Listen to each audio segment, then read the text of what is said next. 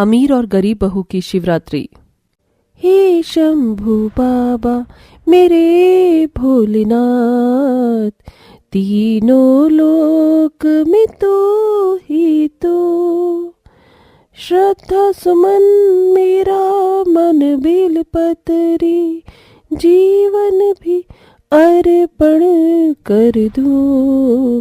हे शंभू बाबा मेरे भोलेनाथ, तीनों लोक में तो ही तो।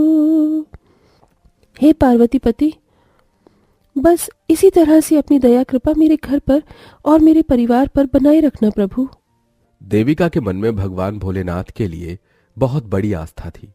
वो हर दिन पूजा पाठ करती और पूजा की थाल से ही मांग भरती थी।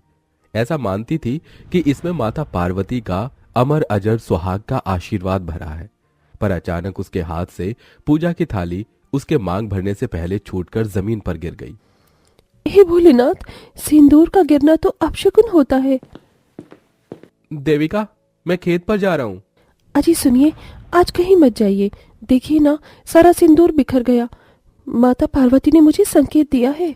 तभी देविका की जेठानी अनन्या ने उसे ढोंग का नाम देते हुए कहा, उफ, जरा सा सिंदूर क्या गिर गया, शकुन अपशकुन का टंटा लेके शुरू हो गई। ये गवार कहीं की, पता नहीं सासू माँ किस गरीब को ब्याह कर लाई है। अनन्या की इस बड़बड़ाहट की असली वजह ये थी कि हर हालत में महेश खेत पर जाए।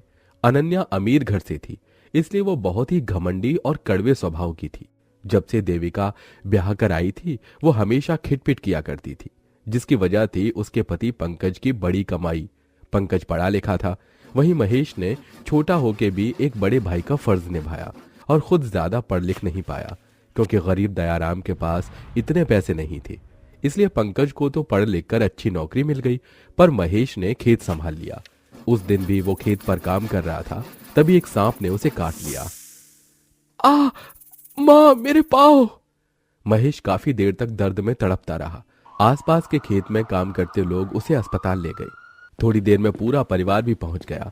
देविका आंखों में आंसू भरे भोलेनाथ का जाप जपती रही। हे भोलेनाथ, मेरे सुहाग की रक्षा करो प्रभु, रक्षा करो। तभी डॉक्टर आ गए। बूढ़ी सुलोचना ने पूछा, डॉक्टर, कैसा है मेरा महेश? देखिए माताजी, उन्हें आने में थोड़ी देरी हो गई थी। हमने जहर तो निकाल दिया, मगर उनके आधे शरीर में लकवा हो गया है। ये सुनकर दयाराम और सुलोचना माता पिता होते हुए टूट से गए। महेश को घर लाया गया। तभी सुलोचना की अमीर बहू अनन्या ने पल्ला छुड़ाते हुए कहा, देखिए सासू माँ, अब देवर जी तो कमा नहीं सकते, तो पंकज क्यों सबका खर्चा उठाए? और फिर कल को हमको बंकू का भी भविष्य देखना है, तो हम अलग हो रहे हैं, आप बंटवारा कर दीजिए। बंटवारे की बात सुनते ही सुलोचना की आंखों से आंसू छलक गए। ये तुम कैसी बातें कर रही हो बहू? इस दुख की घड़ी में तुम्हें एक परिवार बनकर साथ देना चाहिए, और तुम बंटवारा मांग रही हो। पंकज, तू तो कुछ बोल। माँ, अनन्या ठीक कह रही है, मेरा अपना भी परिवार है। ठीक है, फिर कमरे से लेकर हर सामान के उसके 2 हिस्से होंगे। तभी अमीर बहू ने तेजी दिखाते हुए कहा, वो क्यों सासू माँ? पंकज ने ये घर बनवाया है, इसीलिए ये हिस्सा मेरा है। अनन्या ने हाल फिलहाल में बने अच्छे हिस्से को ले लिया, जिनमें मंदिर भी उसके हिस्से में आ गया। जबकि गरीब बहू ने परिवार को चुना और वो सब बंगले के बाहर कच्चे मिट्टी के आंगन में झोपड़ी डालकर रहने लगे। कभी सोचा नहीं था कि सगी औलाद इतना बदल जाएगी। देविका, मुझे माफ कर दो। मैंने अपने साथ साथ माँ बाबूजी का बोझ भी तुम पर डाल दिया है। ये आप कैसी बातें कर रहे हैं जी? ये तो मेरा सौभाग्य है जो भोले बाबा ने मुझे सास ससुर की सेवा का मौका दिया है, और सही मायनों में आपकी अर्धांगिनी अब बनूंगी। मैं बनूंगी आपका पैर, जिस तरह माता पार्वती और भोलेनाथ एक दूसरे के अर्धांग है। दुख आ जाने के बाद भी भगवान शिव के प्रति देविका की भक्ति में कोई कमी नहीं आई। अब वो खुद से कड़ी मेहनत करके खेती करती। उसने खेत में ही मिट्टी से भगवान शिव की मूर्ति भी बना ली और फिर घर की बहू होने का कर्तव्य भी निभाती। वहीं परिवार से अलग होकर अनन्या ठाठ में जी रही थी। मम्मी, मुझे दादाजी, दादी माँ और चाची की बहुत याद आ रही है। उनसे मिलने चलते हैं ना? चलो। कहीं नहीं जाएगा तू बंको, यहीं ठहर। देखते देखते महाशिवरात्रि का पर्व पास आ गया, जिसके लिए कई दिन पहले से बाजार सज धज कर तैयार हो गया। मगर देविका का मन दुखी था। शिवरात्रि आ गई, मगर मेरे पास इतने पैसे नहीं कि धूमधाम से शिवरात्रि मना सकूं। अभी तो फसल भी पककर तैयार नहीं हुई कि काट सकूं, वरना उसी से पैसों का इंतजाम हो जाता। मदद की आस लिए अगले रोज देविका अनन्या के पास आई, जहां नौकर चाकर शिवरात्रि के लिए फूलों से घर सजा रहे थे। मम्मी देखो, चाची आ गई। देविका को देखते अनन्या ने कुछ देने के डर से पहले ही मुंह बना लिया और झाड़ कर बोली, क्या काम है, क्यों आए हो यहाँ? दीदी, 2 दिन बाद शिवरात्रि है, मगर मेरे पास शिवरात्रि मनाने के लिए पैसे नहीं। मुझ गरीब को थोड़े पैसे ही दे दीजिए, मदद कर दीजिए। क्यों मेरी सासू माँ की गरीब बहू? वैसे तो तू बड़ा दिखाती थी कि शिव भक्त है, पूजा करनी है, सोमवार के व्रत है। क्या हुआ, शिवजी ने तुझ गरीब की भक्ति का फल नहीं दिया?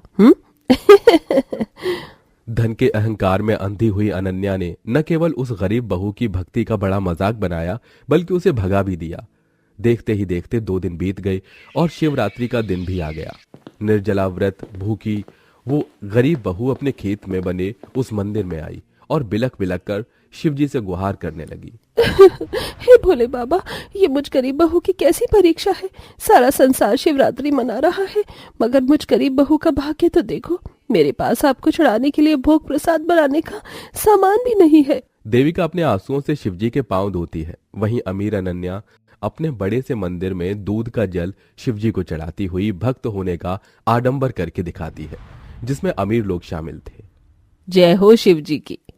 देखो भगवान जी, मैंने आपको दूध से नहलाया है और महंगे लड्डू पंचमेवे का भोग भी लगाया है, तो बदले में आप भी मेरे पति को इतनी तरक्की देना कि मैं खूब जेवर पहनूं और ऐश में रहूं।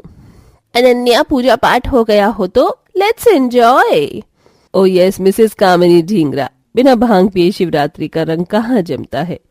अनन्या आधी अधूरी पूजा करके पूरी तरह से भांग के नशे में डूब जाती है। वहीं गरीब देविका निर्जला शिवरात्रि व्रत किए द्वार द्वार जाकर अनाज जुटाती है। जय भोले बाबा, आपकी शिवरात्रि व्रत की इच्छा रखती हूँ। बहन, मुझ निर्धन भक्त को थोड़ा अनाज दे दो। अभी लाई, ठहरो। इस तरह से कई द्वार से अनाज मांगकर वो गरीब बहू प्रसाद के रूप में खीर पूरी, भांग धतूरा और बेलपत्र से थाल सजाकर पूरी निष्ठा से भोग लगाती है। बहू, अब तू भी कुछ खा ले, निर्जला व्रत भूखी है।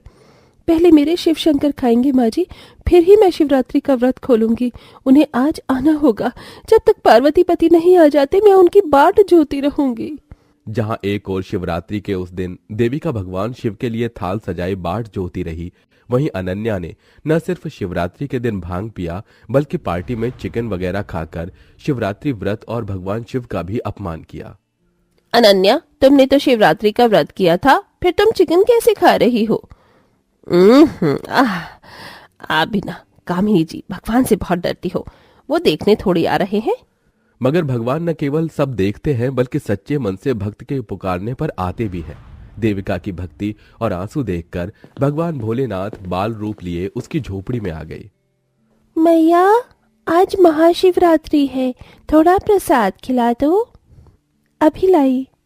देविका ने प्रसाद परोसा। बालक रूप में आई शिवजी खाते गए। मैया, मुझे और प्रसाद दोगी? अब तो भोलेनाथ की थाल बच गई है। क्षमा करना भोले बाबा, मगर इस बालक को बिना तृप्त किए मैं नहीं लौटा सकती। ये कहते उसने भगवान शिव की थाल भी आगे परोस दी। बालक खाकर चला गया। धन्यवाद मैया, आपने मुझे भोजन कराया। भगवान शिव शंभू आपको हर दुख और कष्टों से उबारने जा रहे हैं। ये कहकर बालक चला गया, पर जैसे देविका ने जमीन पर देखा तो जहां जहां बालक ने अपने पैर रखे थे वहां सोना और हीरा पाया। वहीं अमीर अनन्या अपने लुच्चपन भरी भक्ति के चलते कंगाल हो गई। वहीं गरीब शिव भक्त बहू की आंखों से झरझर आंसू गिरने लगे। हे पार्वती पति शिव शंभू, आप मुझ गरीब बहू की कुटिया में दर्शन देने आए थे। मैं धन्य हुई शिव जी, मैं धन्य हुई। अपनी सच्ची भक्ति से शिवरात्रि के उस पावन दिन पर गरीब बहू ने सब धन पा लिया। वहीं अनन्या को अपने कर्मों का फल निर्धन और कंगाल होकर भोगना पड़ा।